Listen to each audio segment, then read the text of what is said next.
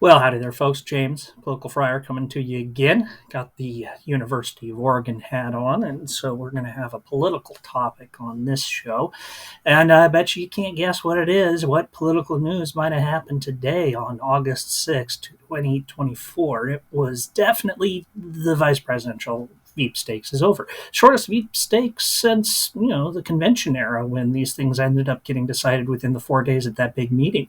This was compressed compared to the selection of J.D. Vance by Donald Trump or Harris by Biden or really any of the other modern examples. We really are living through a year that is experiencing some history, for better or worse. So if you didn't know, the presidential nominee officially, Ms. Harris, has selected her running mate, and it's going to be Tim Walz of Minnesota, not a name that was on very many people's bingo card at the beginning of this vice presidential selection process. The folks that had popped to mind early on in the process were people like Josh Shapiro of Pennsylvania, because Pennsylvania is a must-win state, or Kelly of Arizona, because Arizona is a really important state, and anytime you have an opportunity to put an astronaut on the ticket, that's a good idea. You might have seen Pete Buttigieg, who is extremely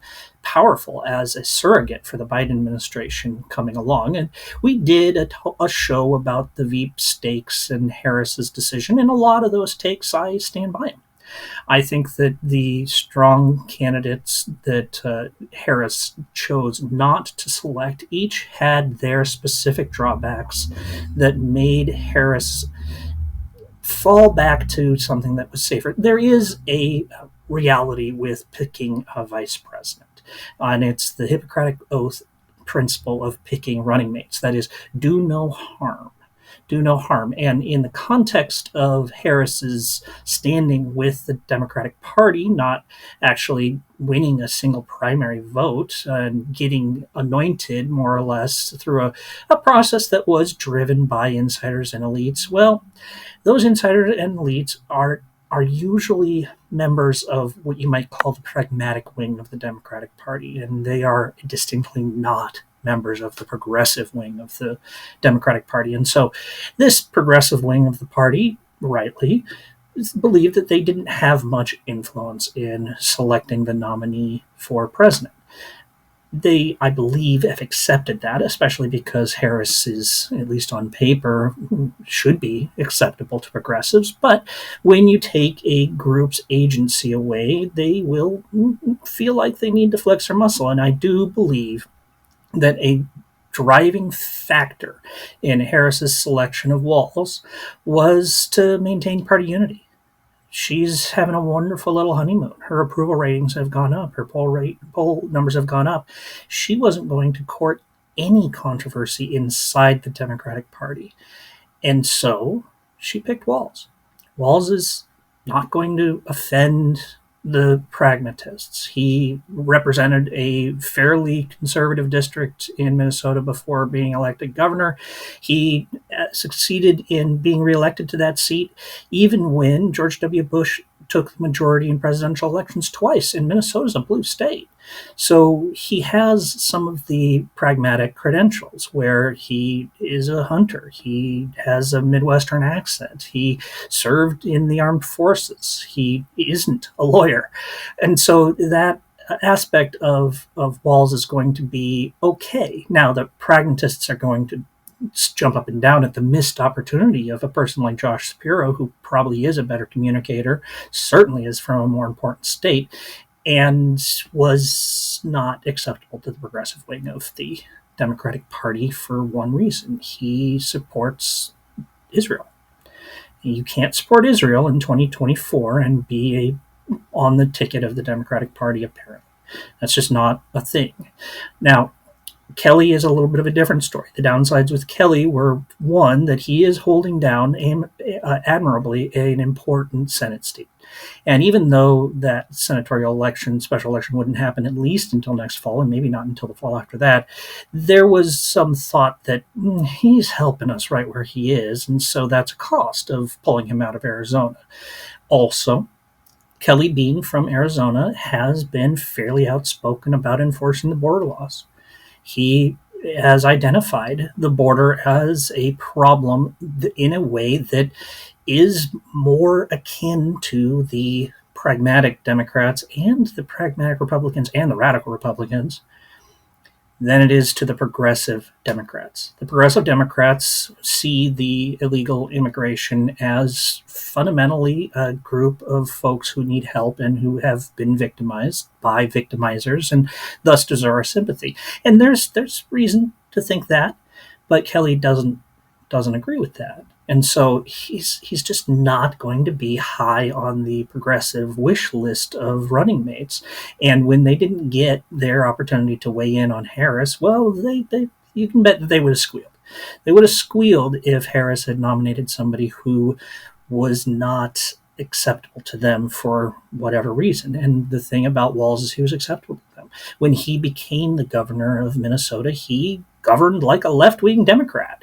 And that's to say he had his priorities. He prioritized spending money on school lunch. He prioritized legalizing marijuana. He prioritized protecting abortion rights. He did all the things that a governor of a blue state can do when that governor has both the House and the Senate in that blue state. And so in that way, he had proved his progressive credentials. Now, none of the things that he did were particularly nuts. They were just what Democrats would do. Similar to what Republicans sometimes do, that's not particularly nuts. He didn't do anything like massively increase taxes or decide to run businesses into the ground or any other sort of things that you'll hear the Republicans accuse him of now.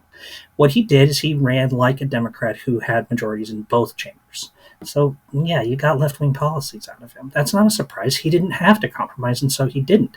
It doesn't mean he's incapable of compromise if he needs to, but that is how the Republicans will characterize him.